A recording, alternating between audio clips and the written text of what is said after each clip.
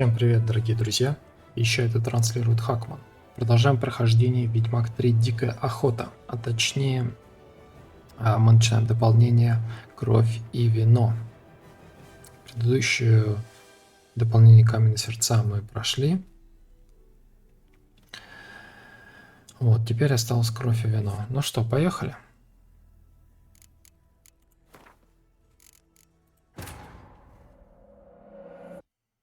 Также сообщаю вам, что теперь все мои ролики будут в режиме 4К разрешения, то есть 3840 на 2160, то есть в максимальном разрешении. Поэтому, друзья, приятного просмотра. Так, у нас... Куда нам надо идти? Вот, комплект дополнительной кровь и вино, посольство из Винного края. Отправиться с Пальмерином Мильтон в Туссент.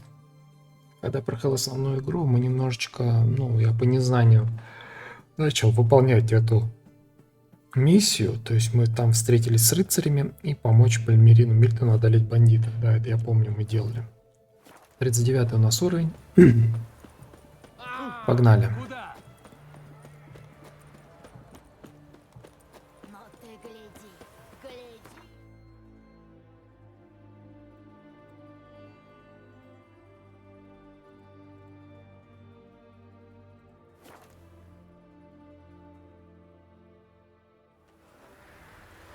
Так, деревня Дебря.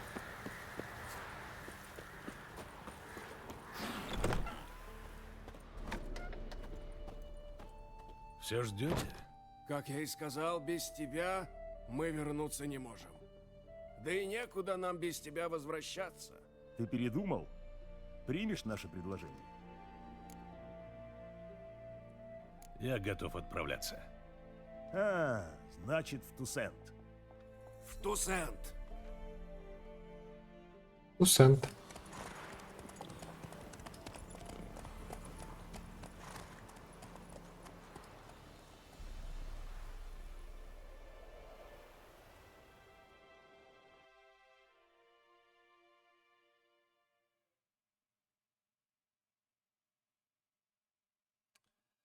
Помнить опять, опять вспоминать эти камни. Кто что значит? Уже забыл.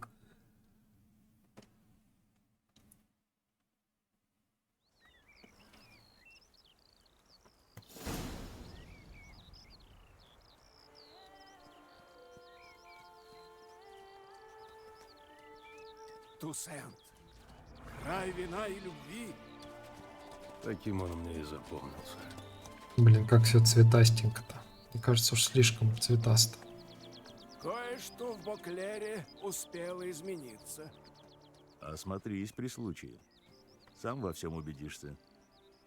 Как по мне, Баклер всегда был такой... Кровь и вино. сказкой. Рыцари, эльфские дворцы. Ты что, хочешь сказать, что мы чудные? Ты заблуждаешься. И в том, клянусь я цаплей. Надо, мне кажется, уменьшить контрастность. Что-то уж больно круто.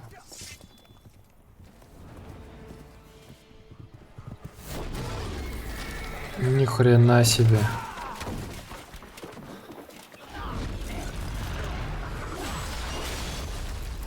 Твои дивизии. Вот это чудик.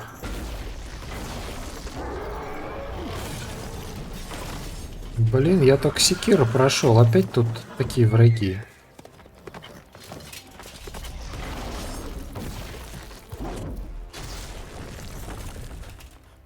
Да.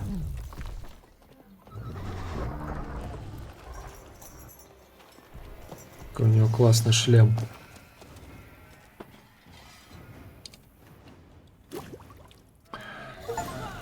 Голиаф. За мою госпожу! Гильем, берегись! Что-то овцы тут еще. Что убью чудовище! Один за всех и все за одного. Оп.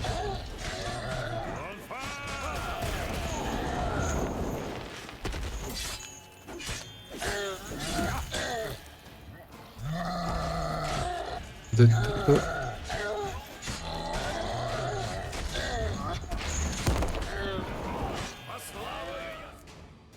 А, Так, что мне сожрать-то? Что-нибудь надо сожрать.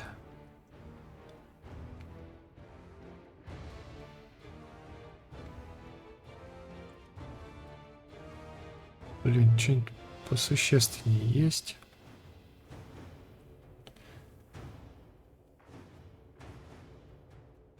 Всё, 10.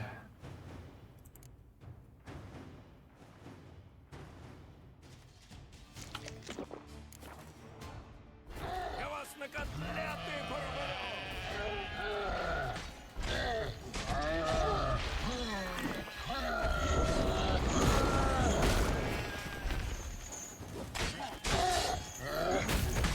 Да что ты?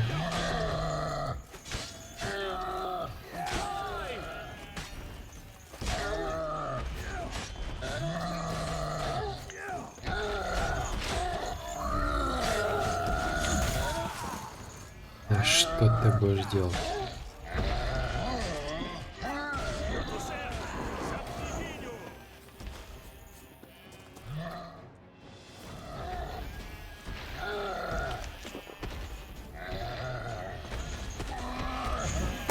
Ой.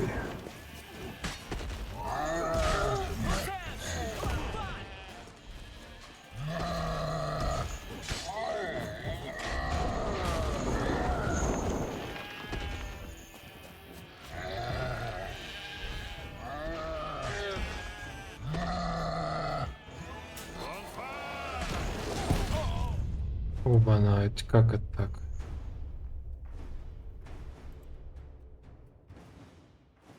Я не пойму, что случилось? Там у меня фокусировка какая-то была.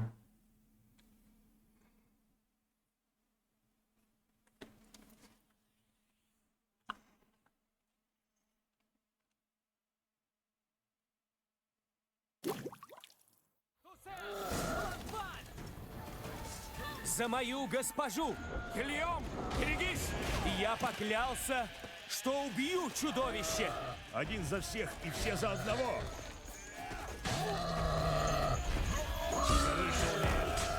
Всех перебью! Не будь я Мильтон де Пиран! Давай.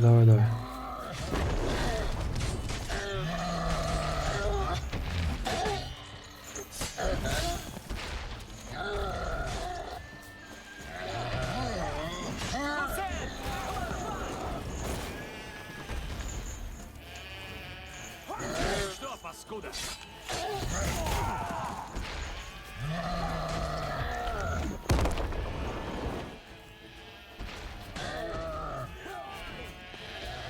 Так, блин, за мной бегает козел.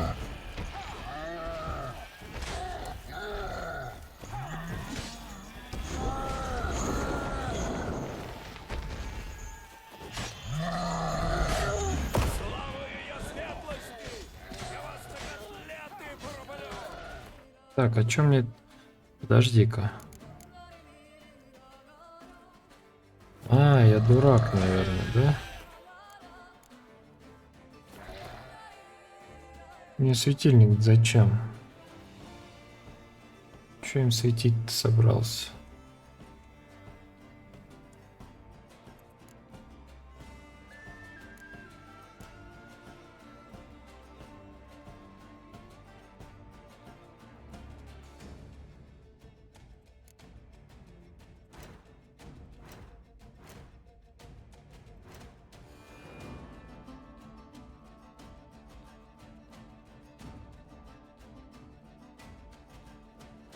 Может, он нужен? Толку воды.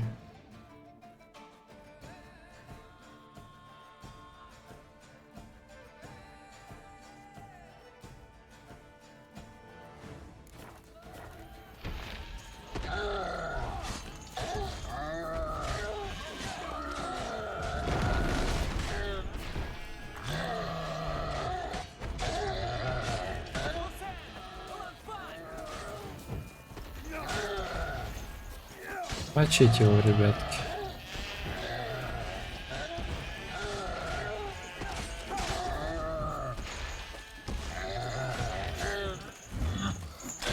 Я вас всех перебью! Не будь я Мильтон де Пирак-Пират! Всё.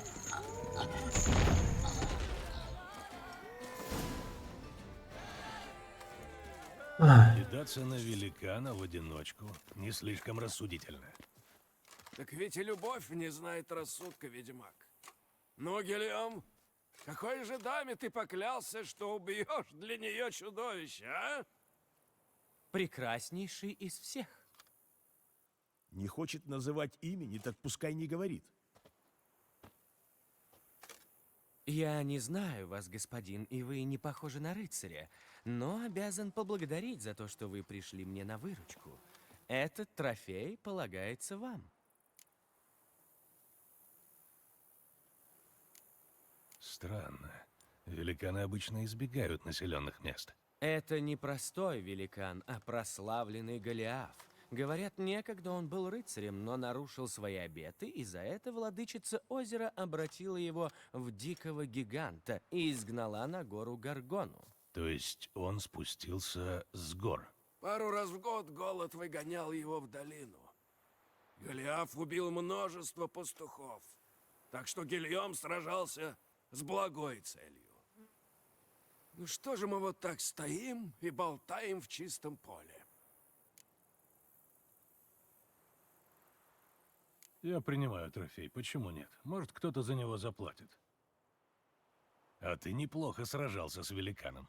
Ты уже дрался с чудовищами? Нет, в Тусенте мы сражаемся в основном с разбойниками, но я присягнул, что принесу даме моего сердца голову монстра по образцу славного Готфрида, укротителя великанов. Надеюсь, ты не станешь охотиться на бестию. Оставь это дело Геральту. Меня ждет другое испытание, а если Геральт желает заняться бестией, пускай знает, она напала снова. В излучине рядом с Куралиском река выбросила на берег тело. Там сейчас гвардейцы Дамьена де Латура ищут следы. Гвардейцы ищут следы? Поехали туда поскорей, пока они все не затоптали. Отправляйтесь. Я уведомлю ее милость, что Геральт уже прибыл. А после давайте встретимся на турнирных полях у палатки Гилева. И я сопровожу вас к княгине.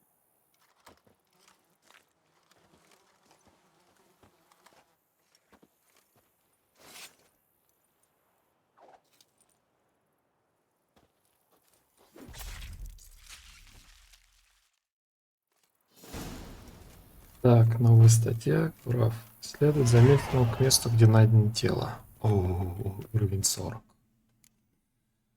Это хорошо. Так.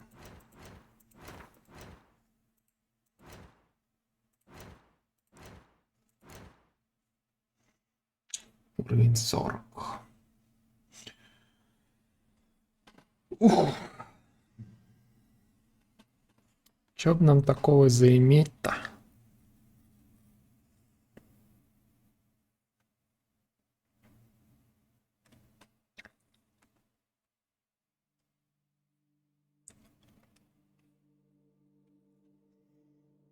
Разрыв.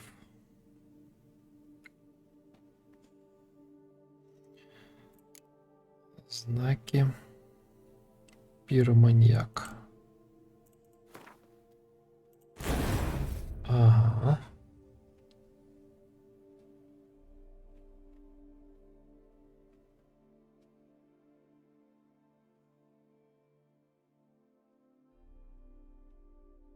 Пироманьяк, это хорошо.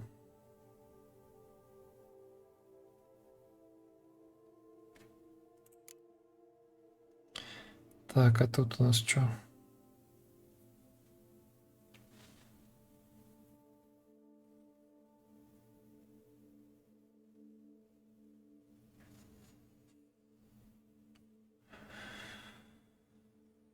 Максимальный уровень интоксикации.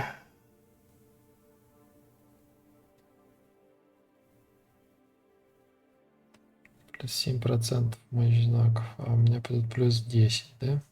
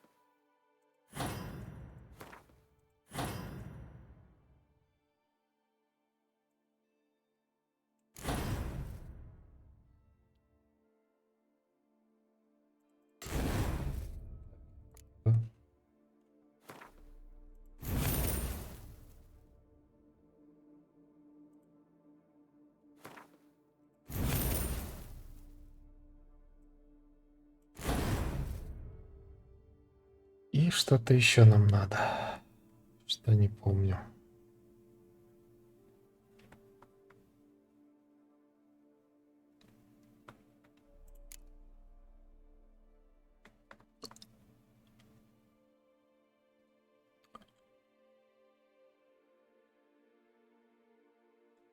Так, трюкач.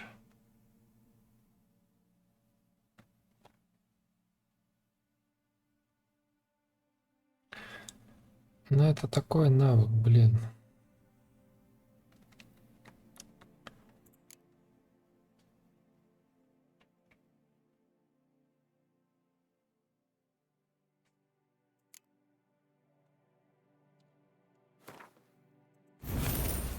Вот так.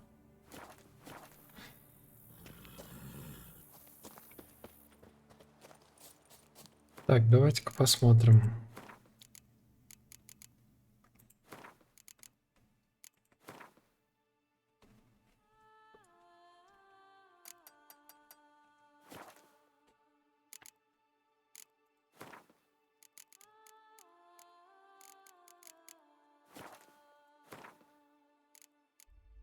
Так, сглаживание.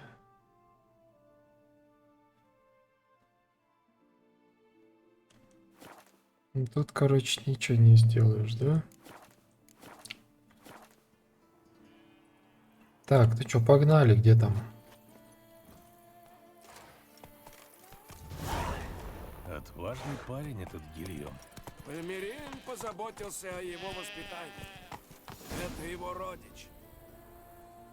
Так, дополнительный кровь вино сможет подвергнуть Ведьмака дополнительным мутациям, таким образом открыть перед ним новые возможности. Скоро встретиться с посыльным, который передаст вам очень интересное письмо. Прочтите его, займитесь историей профессора Боро, чтобы узнать больше об этих мутациях. Кроме того, как говорит Туссен, может встретить мастер кузнечных дел, который создает великолепные доспехи и оружие. Собранный же комплект и его творение дадут вам дополнительный бонус. Вы не пожалеете, что взялись за это задание. Ну, доспехи это интересно.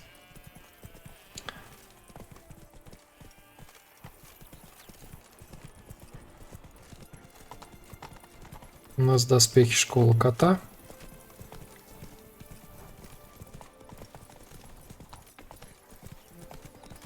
Может быть, там что-то еще? Никак не привыкну к этой вашей рыцарской манере речи. Особенно, когда вы говорите то цветисто, то обычно. Мы странствующие рыцари на службе досточтимой княгини. Посему, когда мы выступаем от ее имени, мы связаны традицией.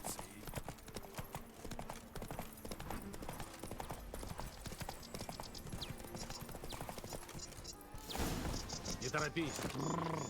Нет никого. Должно быть, уже забрали тело. Осмотримся, не пропустили ли они чего.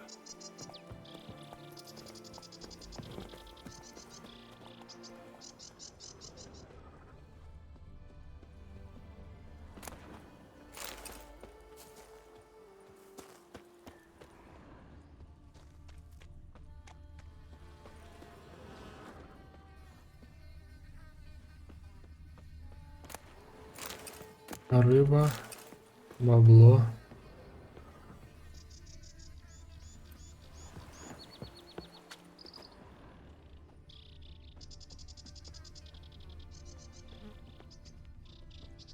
О, Подкованные сапоги, много следов. Княжеская стража. Пойдем посмотрим, куда они пошли. Они шли вдоль линии берега. Может, река выбросила тело на берег? У нас гости, берегись! По славу ее светлости! Я вас на котлеты порублю!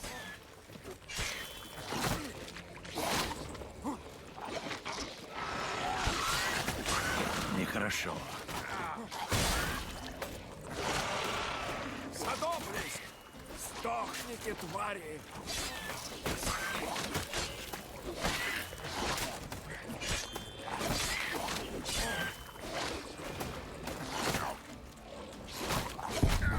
ох ты, блин.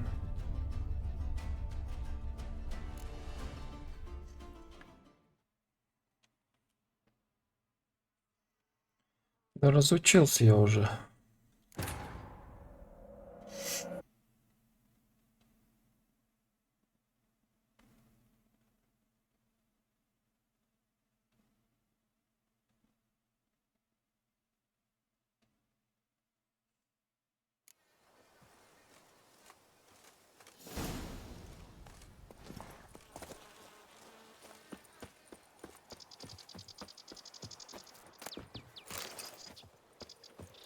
Так, рыба. Еще рыба. Вареные. Подкованные сапоги, много следов. Княжеская стража. Пойдем посмотрим, куда они пошли.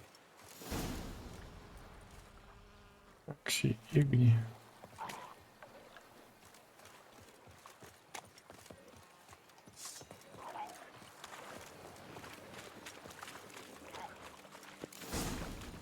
У нас гости, берегись! Я вас всех перебью! Они шли вдоль Не линии будь берега. Гамильтон! Река выбросила тело на берег.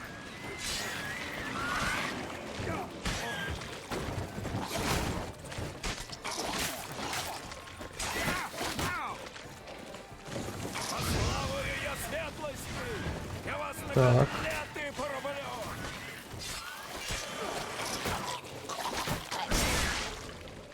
Ах ты чё?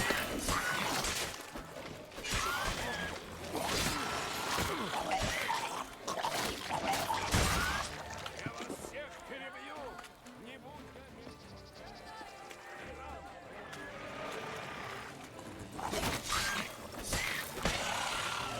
Скотина! Ах ты черт. Их сюда запах крови привлек. Ищем дальше. Кружка. Блюдо. Всякий хлам тоже собирать. Наверное, не надо.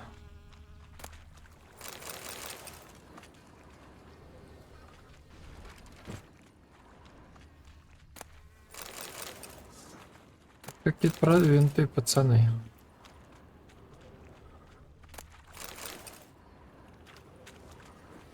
Все, что приносит течение, попадает на эту отмель. Да, смрад ужасный.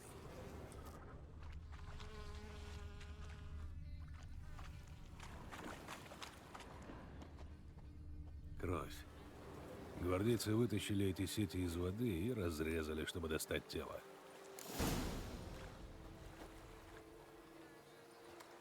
Я нырну, посмотрю, может, они что-то упустили. От одежды остались окровавленные клочки, но качество сукна отменное. Значит, жертва была человеком состоятельным, да? Похоже на то. Посмотри на глубокий след. Уплыли отсюда на лодке, и причем недавно. Должно быть, они погрузили на борт тело из сетей. От одежды остались окровавленные клочки, но качество сукна отменное. Значит, жертва была человеком состоятельным, да? Похоже на то.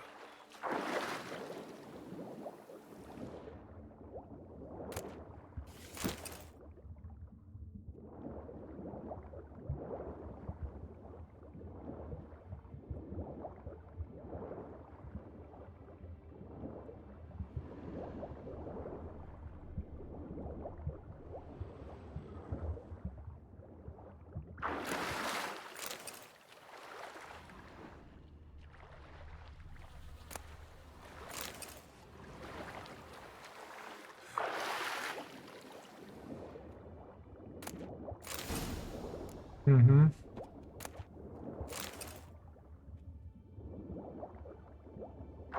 Шелковый платок, монограмма ДЛК. Скорее всего, принадлежал дворянину. Надо бы понять, куда забрали тело.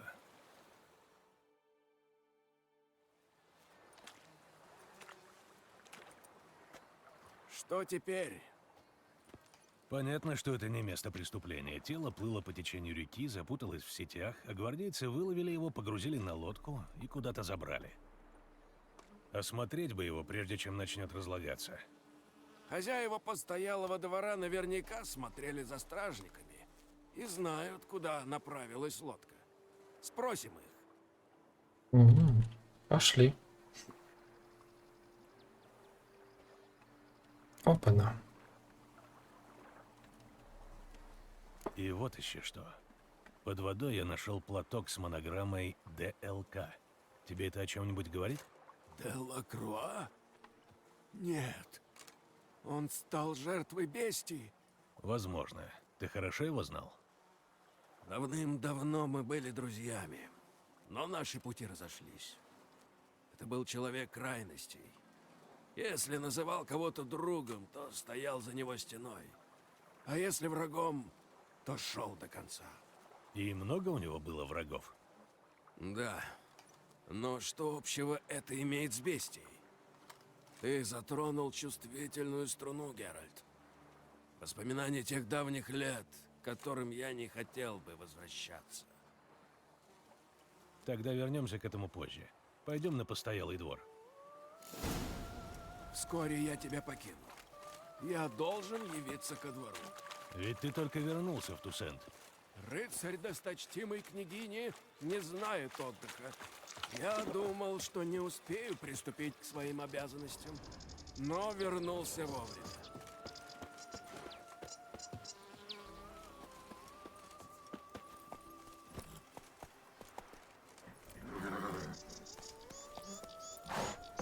Что, не надо?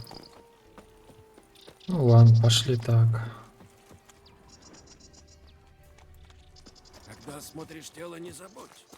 Тебе еще надо предстать перед Анрией. Анриетта?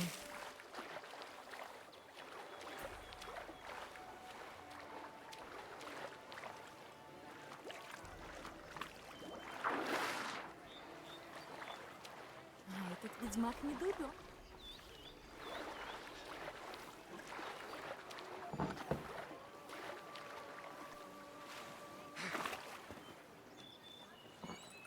Ну, привет! Приветствую!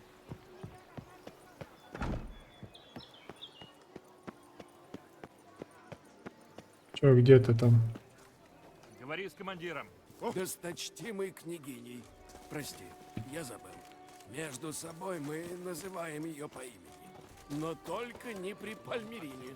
Он обижается на такую фамильярность. Сюда заглядывают купцы, сборщики податей и сплавщики. Нигде в Тусенте не найдешь лучшие похлебки из раковины. Велел во время осмотра раздеваться. Клянусь честью, неужели повар как раз готовит паштет? Не иначе, господин де Пейрак-Пиран. Долго же мы вас не видели. Милости просим вас к столу. И вашего товарища тоже. Но ответьте, почему я не чувствую запаха похлебки из раков? Похлебки сегодня не будет, потому как раков нет. Вы, может, и не слышали еще, но я нашел сегодня в сетях мертвеца. Встал я чуть свет, как обычно. Смотрю, небо красное. Мы как раз по поводу этого мертвеца. Видите ли, человек, которого вы пригласили к столу, был призван сюда из чужеземных краев досточтимой княгини, дабы выследить и убить бестию. Мы пригласили к столу двоих, но поскольку господин де Пейрак-Пиран темпераментом похож больше на зайца, чем на гончую, я так полагаю, что речь идет о другом госте. С кем имеем честь?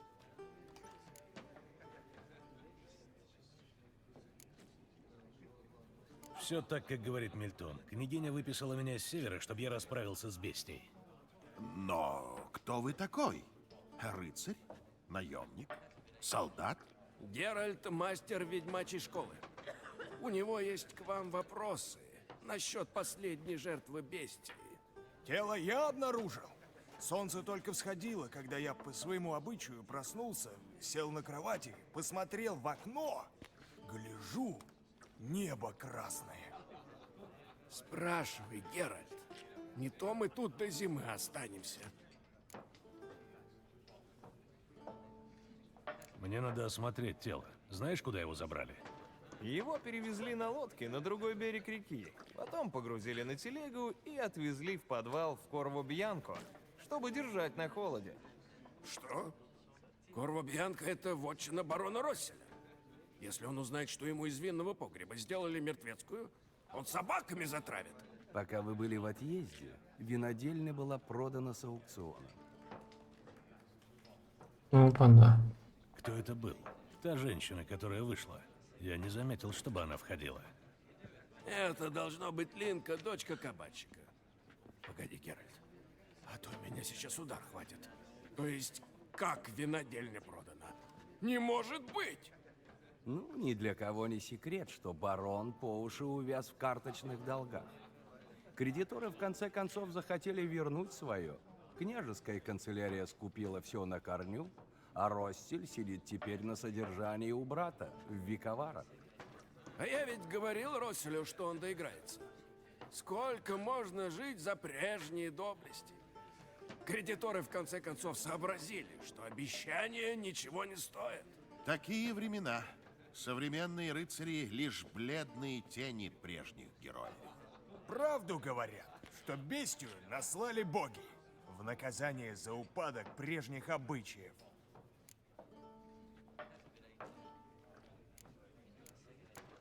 Значит, говорят, бестия — это кара богов? Рыцари отступают от давних обычаев. Прежде они были защитниками княжества, теперь они превратились в крохоборов. Как дам тебе сейчас! Пусть говорит. Княгиня торгует титулами и возводит в достоинство грешников. Мы свернули с пути добродетели, утратили милость богов, и боги наслали на нас кару. Не слушай этих бредней, Геральт. Он наверняка подслушал их у какого-нибудь уличного вещуна. По правде сказать, этих вещунов в последнее время высыпало, как у больного Чириев. И все твердят то же самое. А что еще о бестии рассказывают? Кроме того, что это божья кара. Люди не так глупы. Они видят, что бестия убивает только в дни святых покровителей. Какая придирчивая. Благодарю за гостеприимство, мне пора. Пойду осмотрю тело. Корво Бьянка недалеко отсюда, у турнирных полей. Просто не сходи с дороги, наверняка не заблудишься. Ты не поедешь со мной? И правда, тебя же ждут какие-то обязанности. Какие-то? Еще до отъезда в Велен достопочтимая княжна оказала мне великую честь и в этом году назначила на роль зайца в большой игре во дворцовых садах. Увидишь меня в костюме, просто лопнешь со смеху. Меня так и подмывает спросить, в чем здесь дело. Но, похоже, это долгая, запутанная история, без сомнения уходящая корнями в давние традиции. Всего доброго и удачи тебе, Мильтон.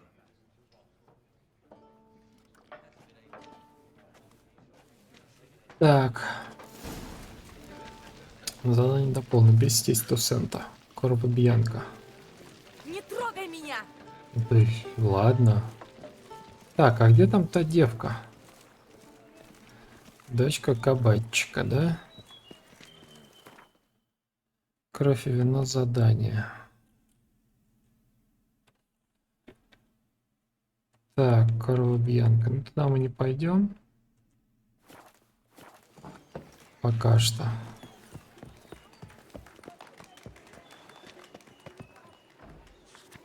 Разыскиваются грозные разбойники. Антуан, Лот, Филиберт Четырехлапый фон Виттон. Так что, надолго к нам? Прочь с глаз моих!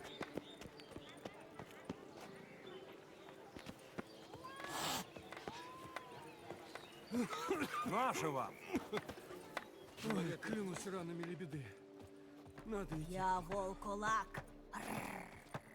Тебе чего, ведьмак? Куда, сука? Ты чё?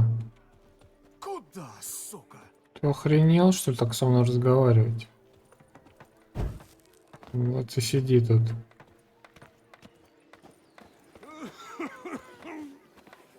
Холера. Беспокоит меня этот кашель.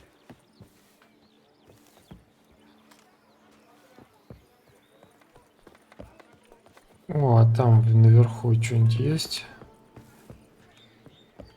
Закрыто. Чё за...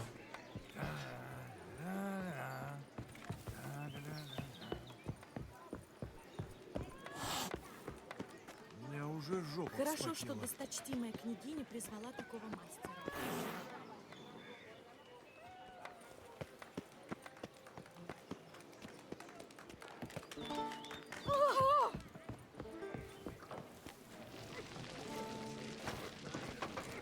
Кланяюсь вам в пояс. Сударь, с таким фасадом ты... Ну, я бы посоветовал нашу знаменитую рыбацкую похлебку. Но у нас, как назло, раки кончились. Так замени их рыбой какой-нибудь, хоть бы и окунями. Заменить раков рыбой? Помилуйте. А дальше что? Уксус вместо вина? Петрушка вместо тимьяна? Вы, северяне, хороший народ, только в еде ни шиша не смыслите.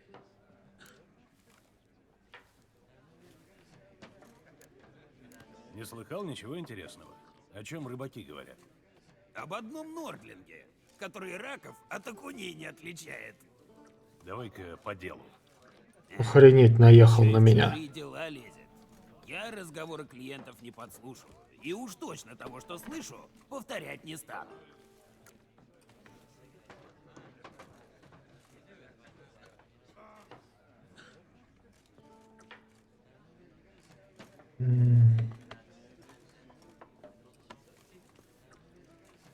Что у тебя есть? Покажи свои товары. Так, это что такое? Карточки какие-то?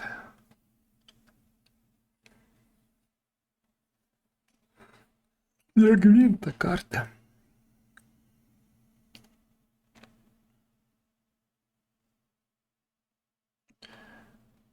Дополнительное золото.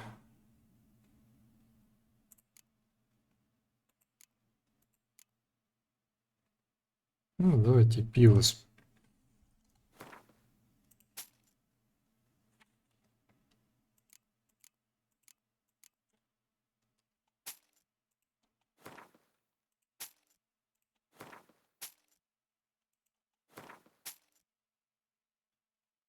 Так, зелья всякие.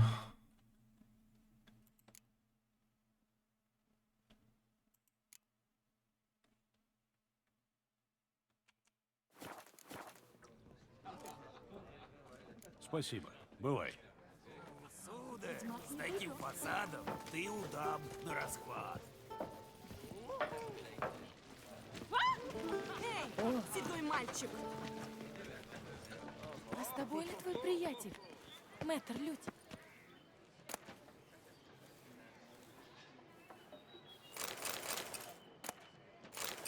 Вот бабло тут оставил. Погоди, это сортир? Охренеть.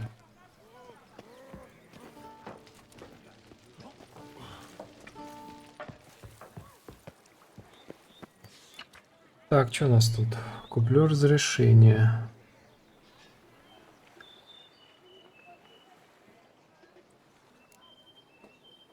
Разыскивается белый волк. Ведьмак Геральт из Ривии прозванный Белым волком разыскивает для работы проводником. Вот. Это мы берем. Объявление княжеского камерленья. Странствующий рыцарь прочие силачи. Княжество призывает вас на помощь. Ждет щедрая награда. Так, объявление генерального казначейства княжества Туссен.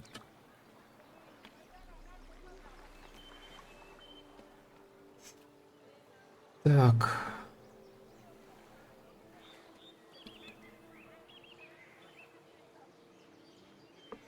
К торгам допускается исключительно праздник княжества Туссент. Охрана порядка. Это неинтересно. Большой баклерский турнир по гвинту. Так, тоже не хочу. Заказ для ведьмака. Сопровождение каравана. Так, эти вот возьмем.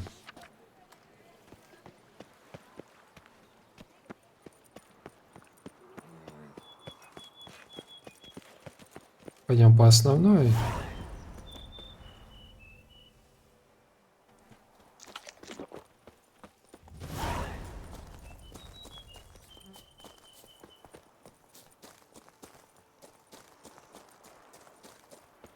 Вести из Туссента. Вот звуки боя, надо поторопиться. Да, там кто-то бьется.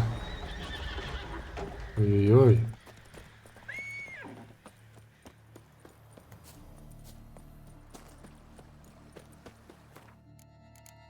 Так, блин. Ну и ладно. Зараза. Убийца еще где-то здесь.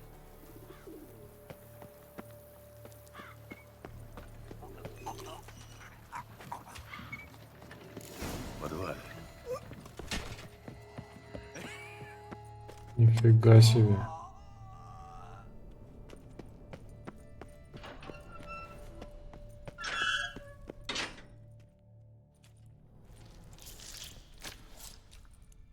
Кто же там такой мясник-то? Ух ты. Ты была на постоялом дворе.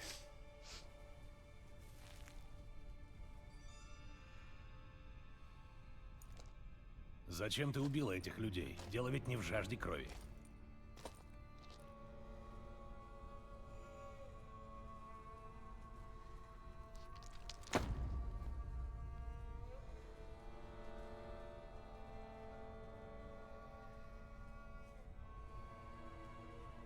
Так.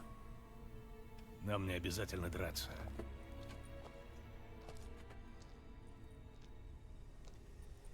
Ошибаешься.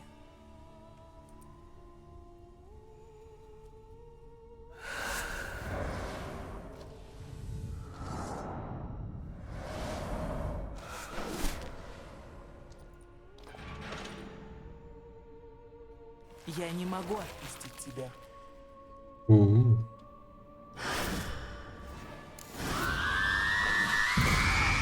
Опа-на.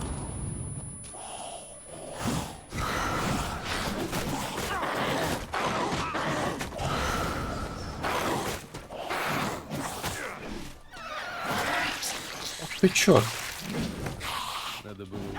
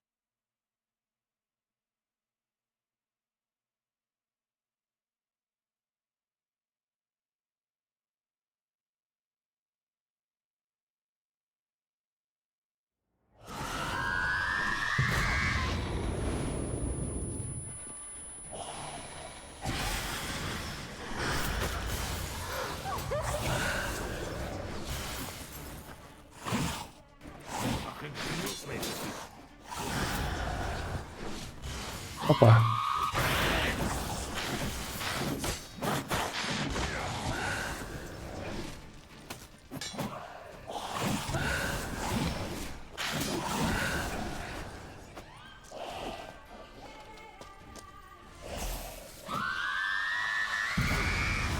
Срань, зараза.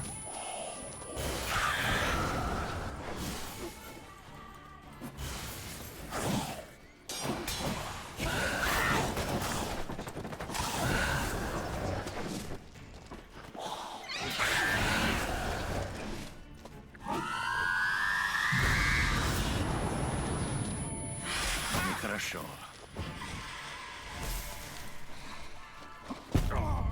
Да блин. Чуть-чуть и оставался.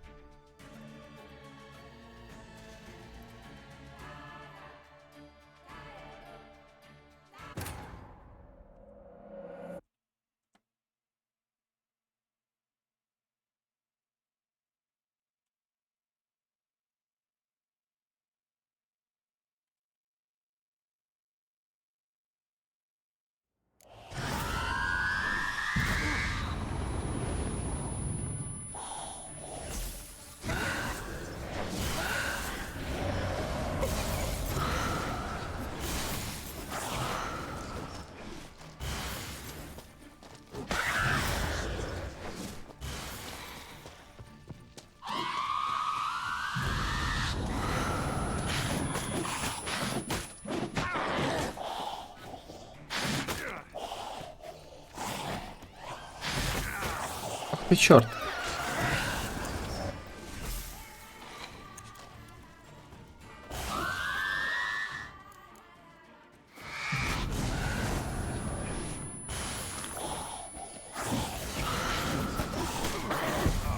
Блин, опять она заданула. Ну, она вот это вот комбо свои сделала и все.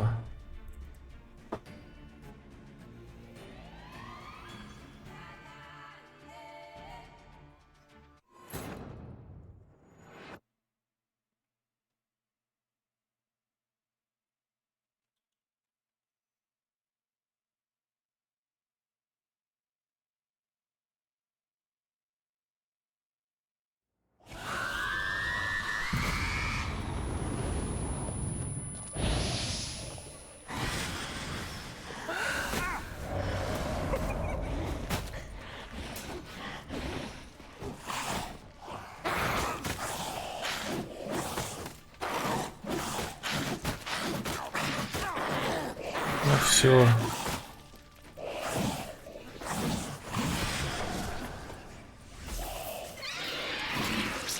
Ах ты тварь. Надо было...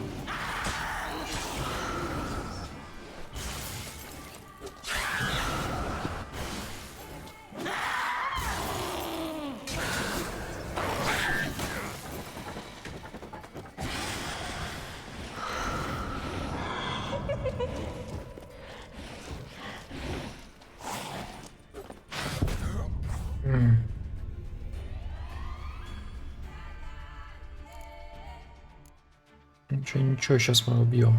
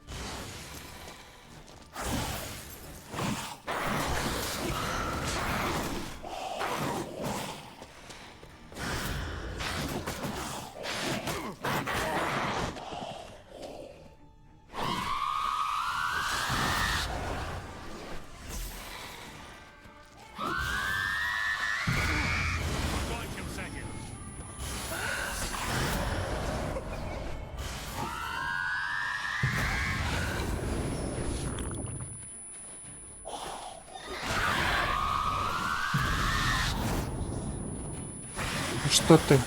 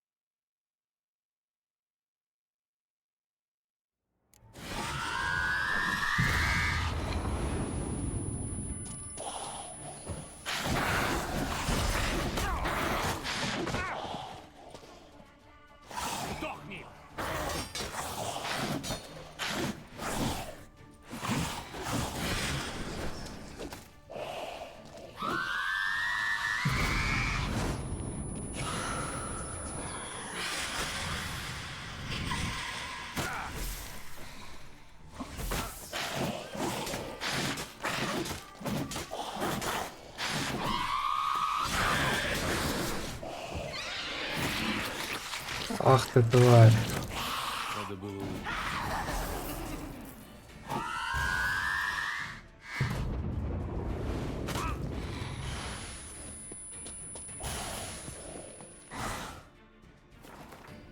Так, а у меня есть что-нибудь, какая-то херня? Против призраков. Это не призрак, вампир.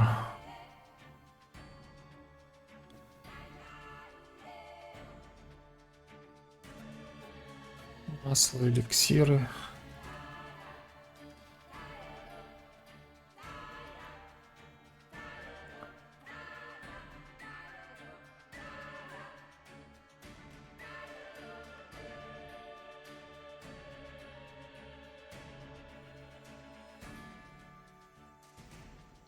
Так. Эликсир.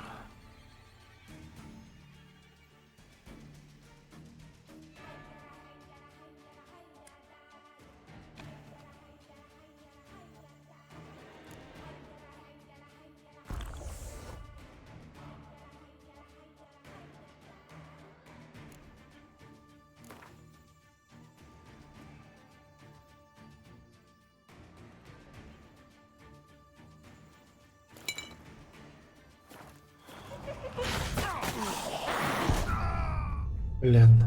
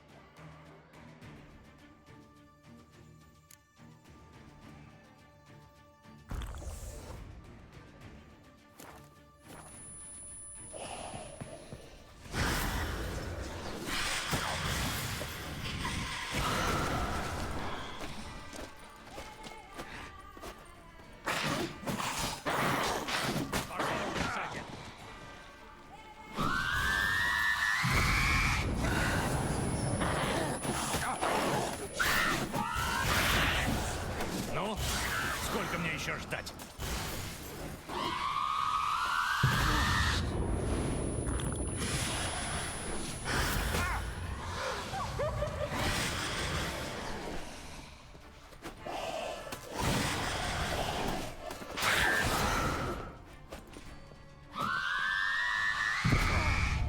Да что ты?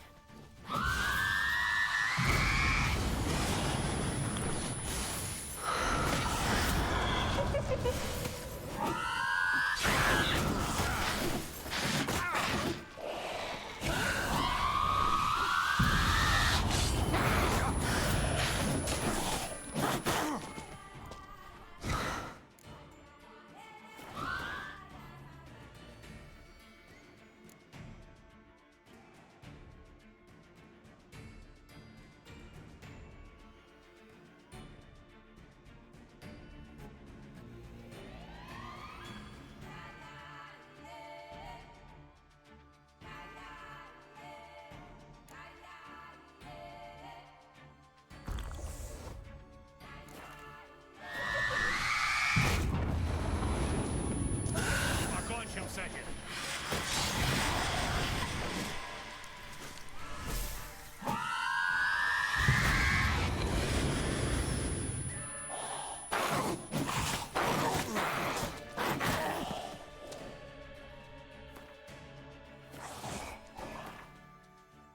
Кучка.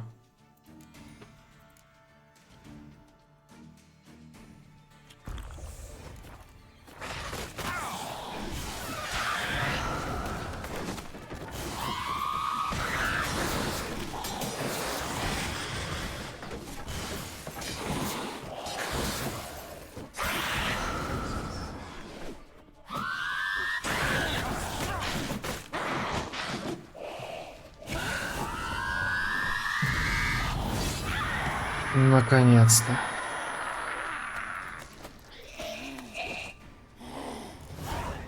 Она убила всех этих людей, чтобы добраться Брукса делала устава.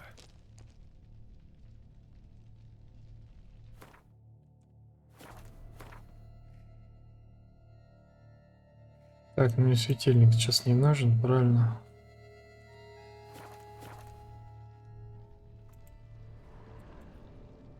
О.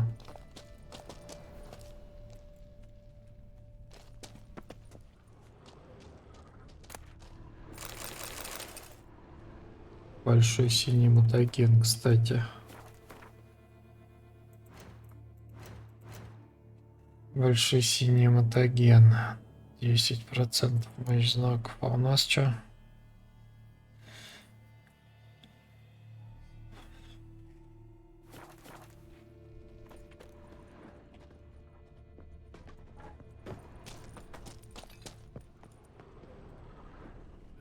Ну и вонь.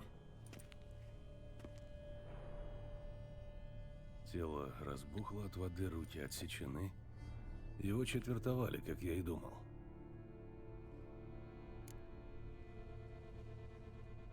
Он долго лежал в воде, голова распухла, на ней видно несколько укусов. У него в глотке что-то есть. Кошель, набитый монетами. Нильфгаардские флорены из разных провинций. Если это сделал убийца, то мы имеем дело с разумным монстром.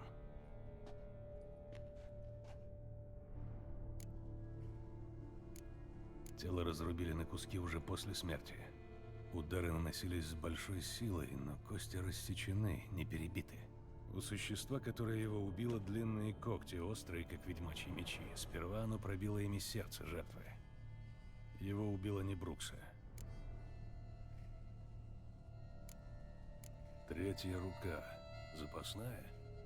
Она принадлежала не жертве, но стражники, должно быть, этого не заметили. Просто собрали все, что нашли. Как такое может быть, что она все еще теплая, из нее течет кровь? Некоторые виды существ склонны к регенерации. Но я никогда не слышал, чтобы отрезанная конечность столько времени оставалась жива. Позже изучу ткани повнимательнее.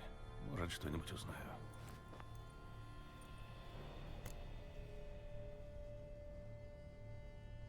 Подведем итоги. Убийца, скорее всего, чудовище, не Брукса.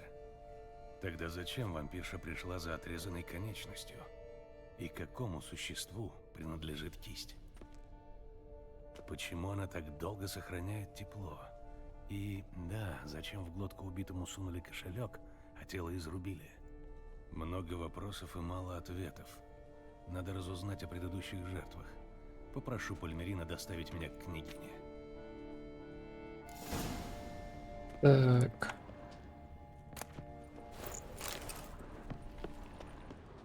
Тут у нас что может интересного быть? А ничего.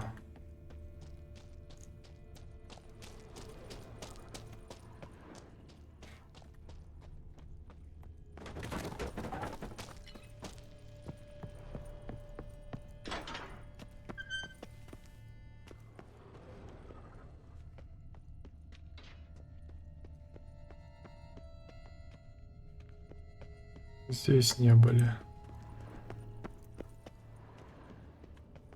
Тут ничего интересного.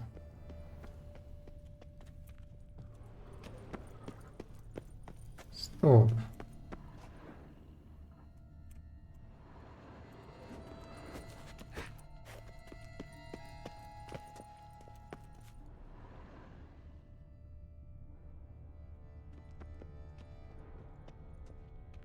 Что что-то открывается откуда-то?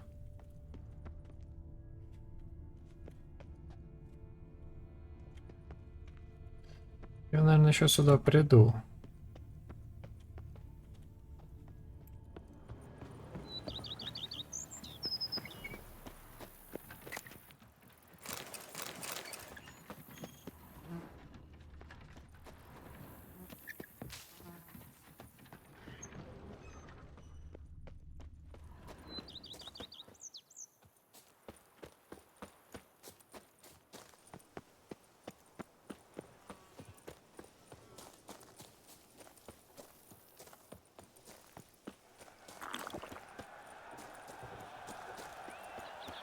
У-у.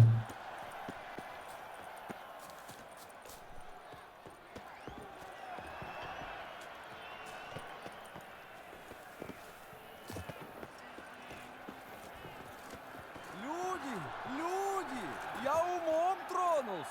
Сегодня все в полцены продаю. Мое почтение. Могу я помочь советом? Мое почтение. Так ты в полцены продаешь. Нет тут ничего такого. Как же это так? Товары не лизать, пальцами не Товар не лизать. Эй, ты Что птицы попадали с деревьев? Это же скандал. Я должен срочно поговорить с княгиней. Ну, вот и конец истории, дети. Возвращайтесь к родителям. Благородный Пальмерин. А как же история про Ридигера и дракона? С ней придется обождать. Лучше присмотритесь к человеку, который стоит перед вами. Это Геральт из Риви, мастер ведьмачьего цеха, который внес свою лепту в победу над великаном Голиафом. Мастер-ведьмак. А правда, что добродетель всегда побеждает?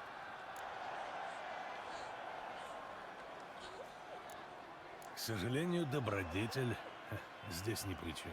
Побеждает тот, кто сильнее. То есть не надо быть добродетельным? Этого я не сказал. А что нужно, чтобы побеждать негодяев? Острый меч и умение.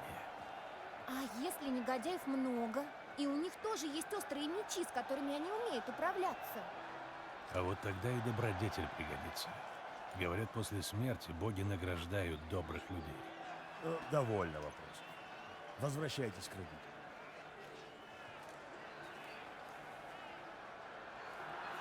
Ее сиятельство прибыла на турнирные поля и соизволит наблюдать за сражением на арене. Если мы поспешим, ты успеешь с ней встретиться, прежде чем начнется зрелище. Веди.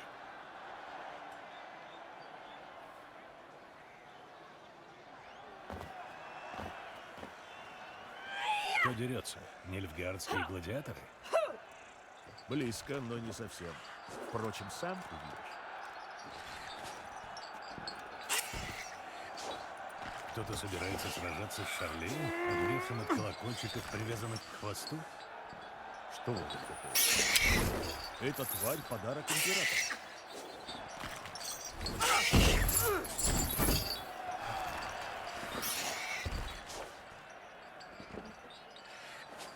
Это опасно. Колокольчиков недостаточно. Я видел нечто подобное на арене на Там рыцарь победил Шарлея с колокольчиками на хвосте.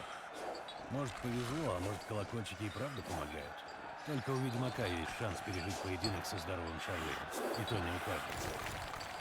Да и неразумно выпускать такое опасное чудовище рядом с толпой.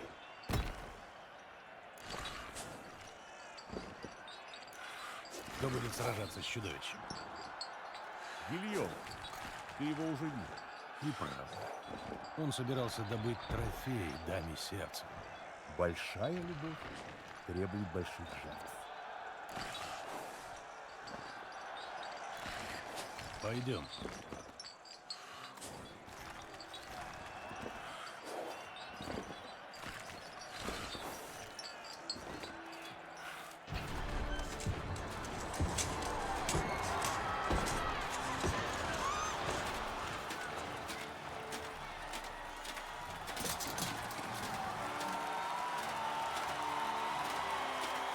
Меч не коротковатый. Посвящаю свою победу прекрасной леди Вивиенне.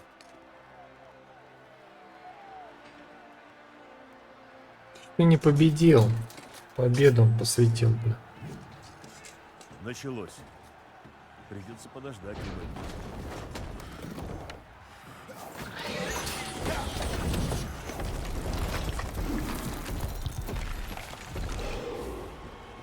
Да.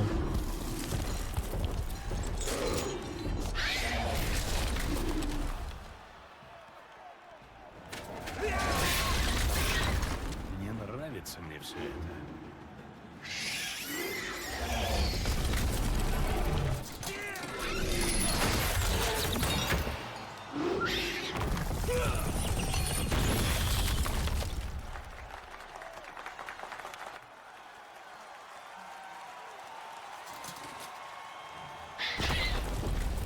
Да ты ж не победил, придурок. Блять.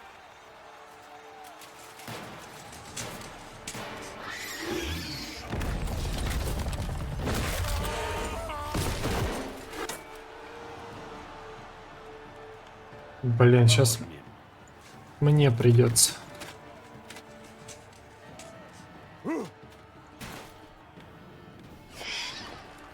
Во имя чести, вперед! Тише, тише. Он понимает, где мы только когда нас слышит. Ах, горе рыцарю! Шарлей дали с огромной душей! Удар он тяжкой лапой над ним с рычанием встал! А вдруг ведьмак в один прыжок над монстром очутился?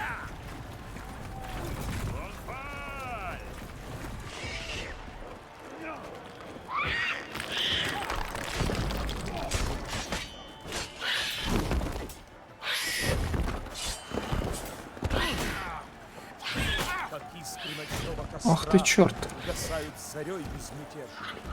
Так гаснет жизнь ведьмака. Вместе с ней мы теряем надежду.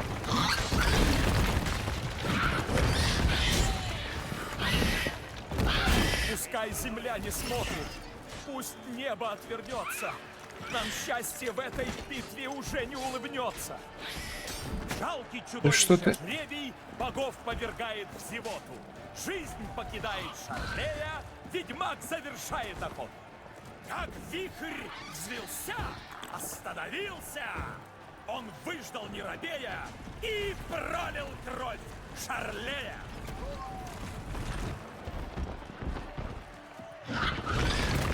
Шатусе, за княгиню всем Ах нам ты бедою черт. грозит, если в битве Шарлей побеждает.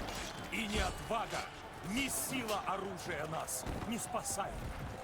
Словно любовник коварный, что с девой приличий не знает и правил, так же Шарлея ведьмак заманил. Ух ты.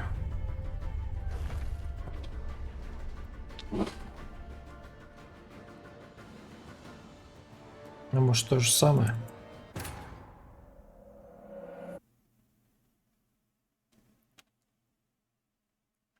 Сейчас знак наложу на него, да и все.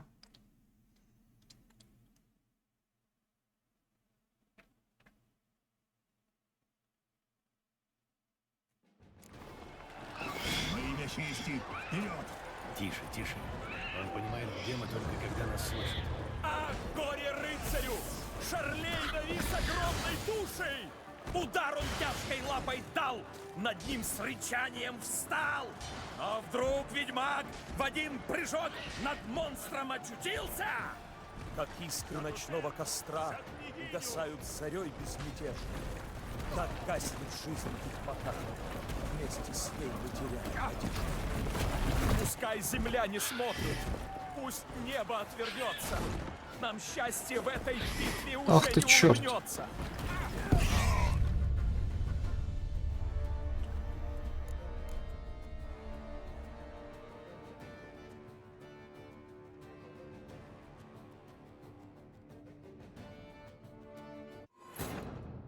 Надо, чтобы об стенку саданулся.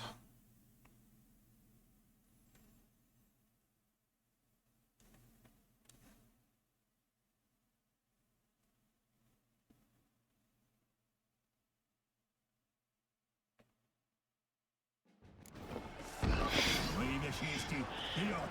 Тише, тише. Он понимает, где мы только когда нас слышит. Ах, горе рыцарю! Шарлей навис огромной душей! Удар он тяжкой лапой дал, над ним с рычанием встал. А вдруг ведьмак в один прыжок над монстром очутился?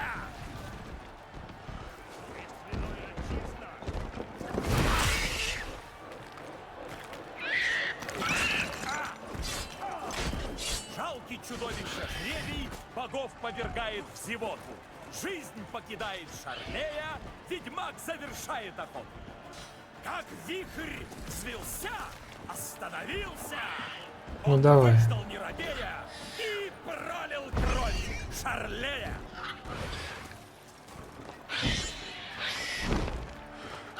Шатусе, За княгиню! Как искры ночного костра угасают зарей безмятежно.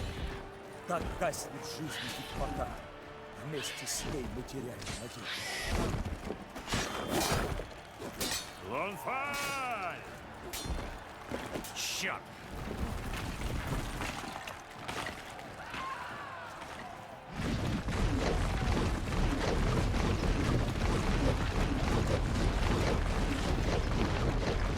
Че, убежит, что ли?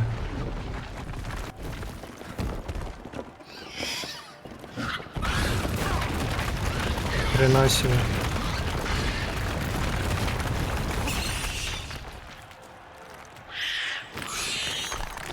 Словно любовник коварный, что с девой приличий не знает и правил, так же Шарлея ведьмак заманил, а потом его ранил. Выпад, удар и клинок продолжает движение руки. Бич, бей ее. Страшно Шарлей за...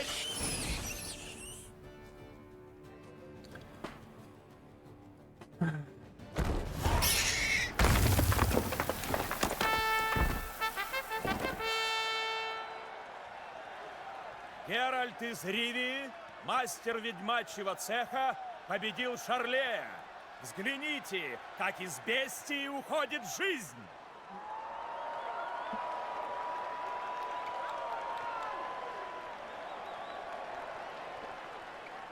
Мастер Геральт, исполни свой долг.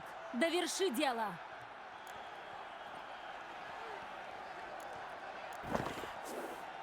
Я не собираюсь добивать чудовища. Выбор победителя — оказать милосердие. Да здравствует Геральт Милосердный! Так, займитесь бестией.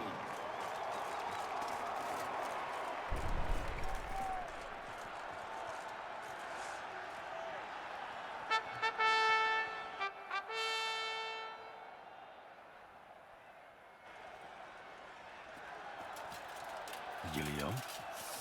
Еще немного, и парень был бы мертв. Со мной все в порядке. Вивьенна?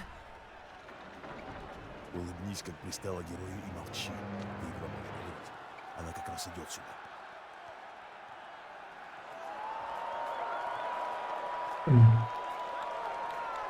Геральт, надо поговорить. Вивьенна. Позже поговорите в палатке. Это было великолепно. Ошеломительно. Ваша милость. Мы видим, что не ошиблись, послав за тобой. Мы безмерно удовлетворены и очень вам рады. Я крайне благодарен. Краб. Займитесь нашим юным героем. Быстро. Раз, два. А теперь мы похищаем Геральта для беседы. Мы так долго ждали твоего приезда. Едва не потеряли надежды. А тут внезапно такое появление.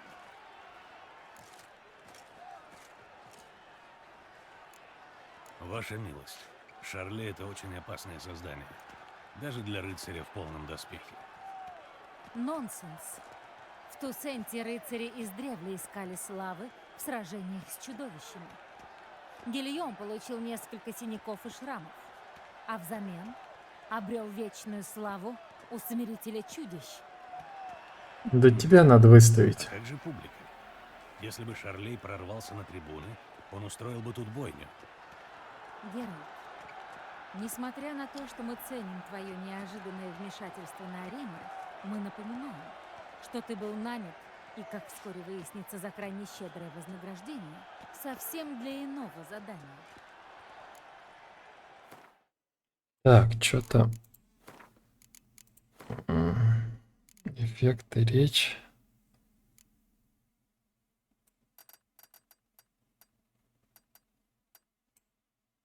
Вот так, наверное.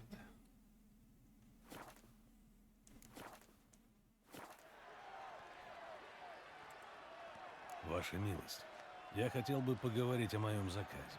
Разумеется, только не здесь. Нам понадобится Дамьен, который вел следствие до твоего появления. Только где он может быть? Пойдем, поищем его.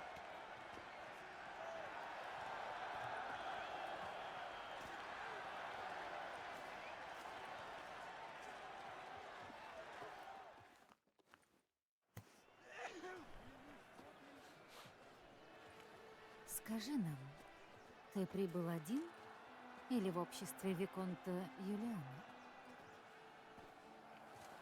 Вы хотели бы увидеться с Лютиком, ваша милость? Нет. То есть да. Только чтобы сказать ему, что мы сожалеем. Да, глубоко сожалеем об отмене вынесенного ему смертного приговора. Если бы мы могли повернуть время вспять, мы бы проследили за тем, чтобы он заживо сгнил в башне, чтобы его повесили, обезглавили, колесовали.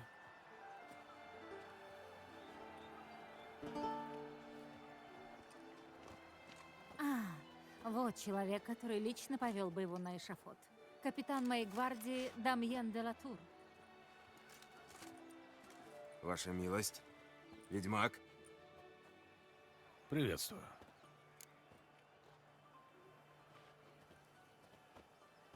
Мне очень жаль, но солдаты, которые занимались телом последней жертвы... Я уже обо всем знаю.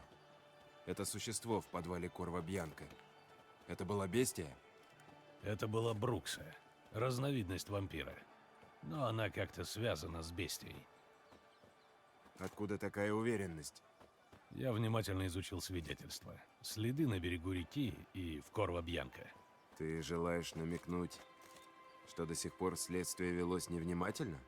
Геральт ничего подобного не сказал. Не будем его прерывать.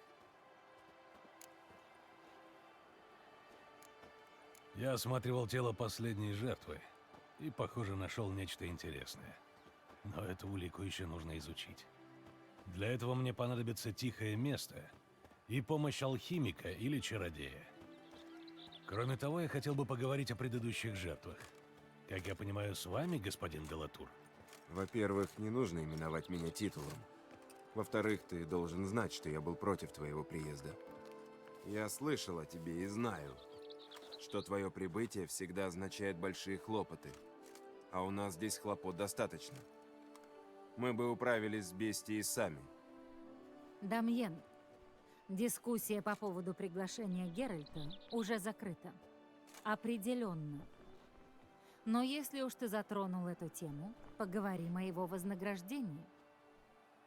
Правду ли говорят легенды, что ведьмаки обычно требуют того, что встретишь дома, но чего не ждешь?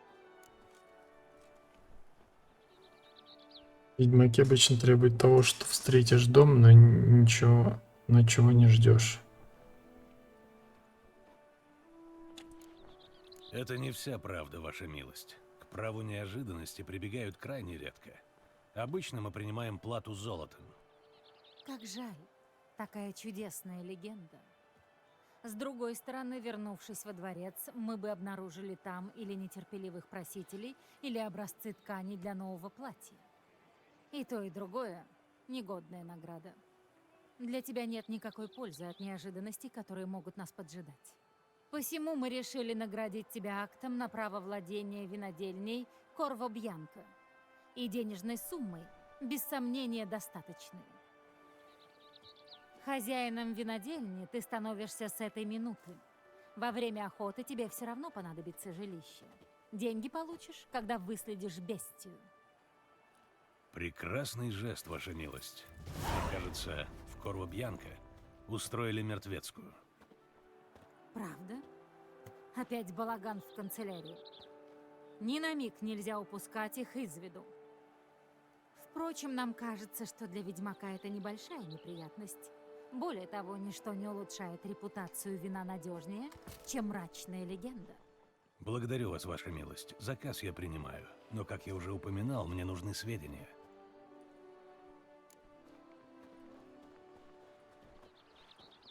Как это началось? Кто был первой жертвой? Сначала погиб Криспи. Некогда победы на турнирах приносили ему славу. Но постарев, он повесил меч на гвоздь и занялся виноделием. Криспи не любили виноторговцы. Он был человеком беспринципным и, говорят, обманывал. Он просил освободить его от придворных церемоний, но мы ему такого позволения не дали. Кто принес рыцарский обет, тот останется рыцарем навсегда. Как он погиб? Где нашли тело? При весьма необычных обстоятельствах. Он сидел на вечере, и вдруг кто-то из сотрапезников заметил, что его нет. Часом позже патруль обнаружил его на четвереньках, прислоненного к городскому позорному столбу. На шее у него висел его собственный меч. Он умер от ран, нанесенных с большой силой, когтями, не оружием. Видюх, что ли, Умер он глючит? внезапно, а тело было на четвереньках. То есть кто-то его усадил. Да, похоже на то. Как произошло второе убийство? В городе есть несколько кварталов, куда после заката разумный человек не заглянет. В одном таком и нашли тело Рамона Дюлака. После первого убийства город объял ужас. Жители старались соблюдать осторожность, держались безопасных мест. В результате весть о второй жертве нам принесла банда головорезов. Даже головорезы боятся бестии. Это кое о чем говорит. Как я понимаю, ты исключил смерть от рук бандитов. За кого ты меня принимаешь? Рамон определенно погиб от когтей. Рана была глубокой и чистой. Его нашли в канаве, одетым в ночную рубашку и колпак. Под головой у него была подушка, а вместо меча — грелка для постели. Рамон Дюлак, рыцарь, который лет 15 назад был советником нашего отца, досточтимого князя. Кто-то приложил немало труда, чтобы его высмеять. Может, это все-таки месть? Не исключено. У Дюлака были темные делишки с преступным миром. Но никто так и не смог добыть против него явных доказательств. Значит, две первые жертвы — рыцари, лучшие годы которых были позади. Тоже можно сказать о третьем убитом. Господин Делакруа говаривал, что новые времена бросают рыцарям новые вызовы, а предприимчивость — шестая рыцарская добродетель. Он поднялся на торговле зерном. Пальмерин даже называл его крохобором. Я нашел при нем мешочек с монетами. Там были только флорены. Разных лет и из разных провинций империи. Делакруа любил деньги, но для нумизматики у него не хватило бы терпения.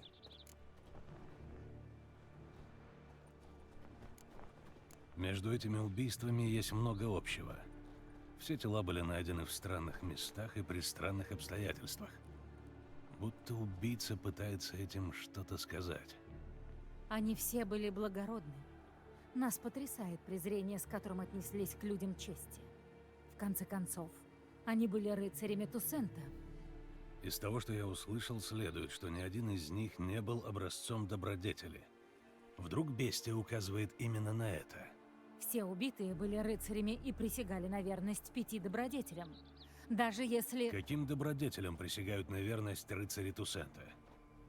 Чести, мудрости, щедрости, доблести и сочувствию. Почему 5 добродетелей так важны для рыцаря? Странный вопрос. Простите, ваша милость, я чужеземец, который пытается понять обычаи другого края. Прощаем и поясняем. По легенде, добродетели, которым нужно следовать, указала рыцарям владычица озера. А как было на самом деле, не знает уже никто. Мы в Тусенте верим, что человек низкий по рождению должен быть простодушен и послушен. От рыцарей же требуется больше. Они и солдаты, и придворные, и господа, и слуги. Им нужны ясные моральные ориентиры. А посему, опоясавшись рыцарским мечом, рыцарь присягает чести, мудрости, щедрости, доблести и сочувствию. Может, бестия действительно обличает упадок традиций? Каждая жертва была унижена так, будто убийца хотел указать на отсутствие определенной добродетели.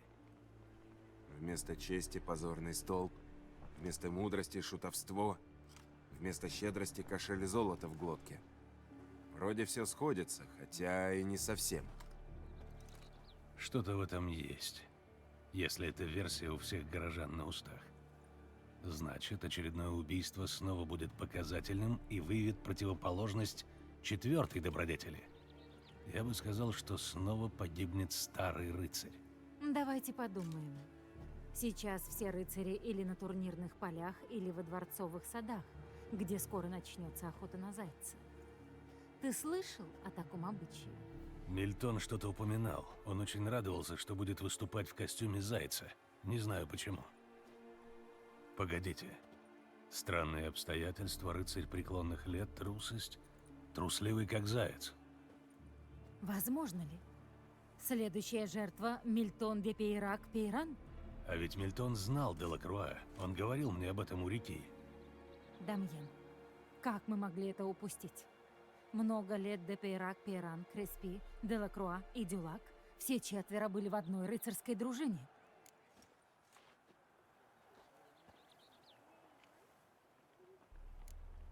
В одной дружине? Они были доверенными лицами нашего августейшего отца. И мы много раз видели, как он поручает им деликатные задания. Потом их дороги разошлись. Вряд ли это случайность. Это главная подсказка к загадке бестии. Ваша милость, нужно сейчас же найти Мильтона. Беда в том, что забава в саду начнется с минуты на минуту. А он сидит где-то, одевшись зайцем, и ждет, пока его найдут захмелевшие придворные. Никто не знает, что за место он выбрал себе в укрытие. Я велю сейчас же прервать игру. Прежде всего, будем сохранять спокойствие. Дамьен, прикажи обыскать сады. Только тактично. И ни под каким предлогом не прерывай забавы. Паника может вынудить бестию напасть до срока. А ты, ведьмак, за мной. Это мои сады и мой рыцарь. И я не допущу никакого убийства. Только не рядом с моим дворцом. Коней! Подайте коней!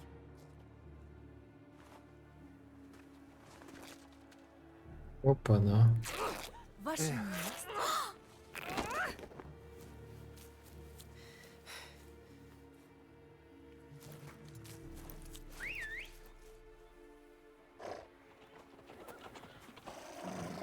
Зараза. Вот я... Ваша милость, я... Только не пойму. Гони.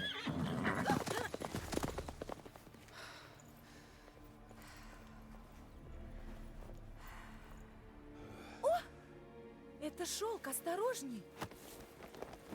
Отдай мне.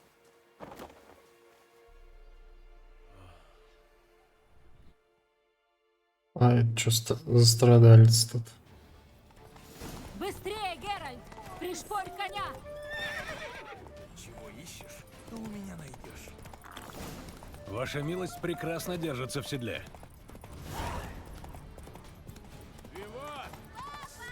Туда! Через город! Постарайся не потеряться! Резко вправо! Берегись! В сторону! О боги! Мстимая княгиня. За ней! За княгиней!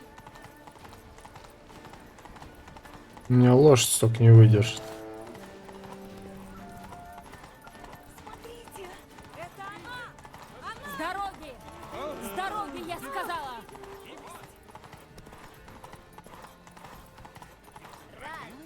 Это что, часть забавы?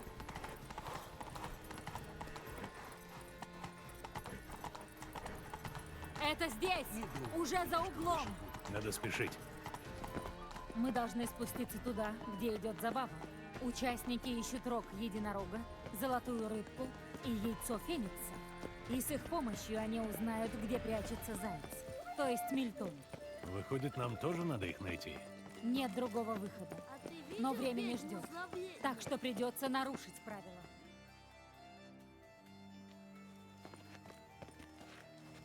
Нет, лучше сюда.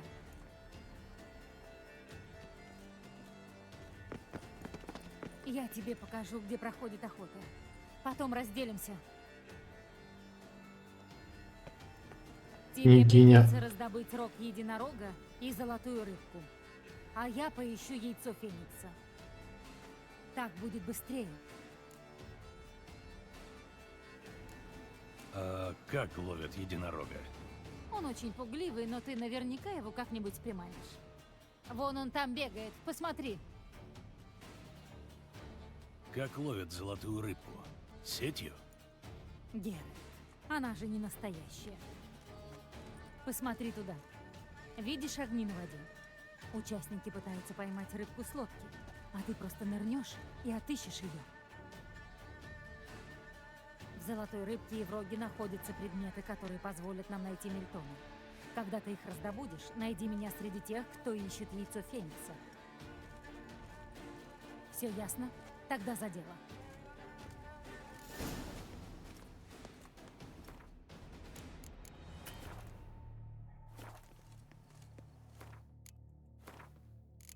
Так. В смысле не удалось?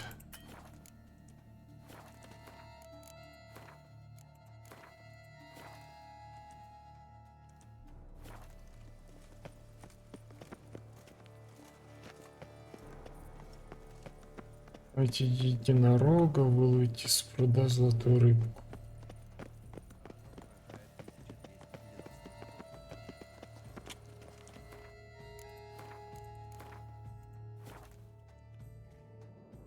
Вот пока нельзя. Честно? Тут у каждого второго только вино и барышни в голове. Так-то.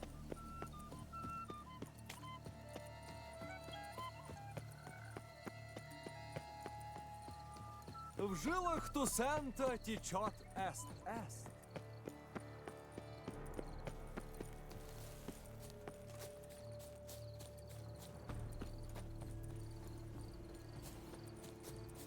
Золотая рыба должна быть хорошо видна под водой.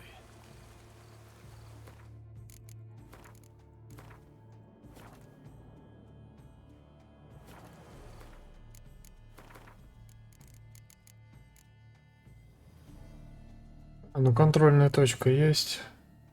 Значит, нормально. Так, ну что, ребятки, на сегодня все. Продолжим прохождение завтра. Это был Ведьмак 3. Дикая охота. Дополнение Кровь и вино. Не забываем подписываться на канал, ставить лайки. Жмите на колокольчик, чтобы не пропустить следующие видео. Также следите за обновлением канала в социальных сетях, ссылки в описании. Также в описании есть ссылка на донат, кто хочет и может поддержать канал, милости просим. Сегодня все, всем пока.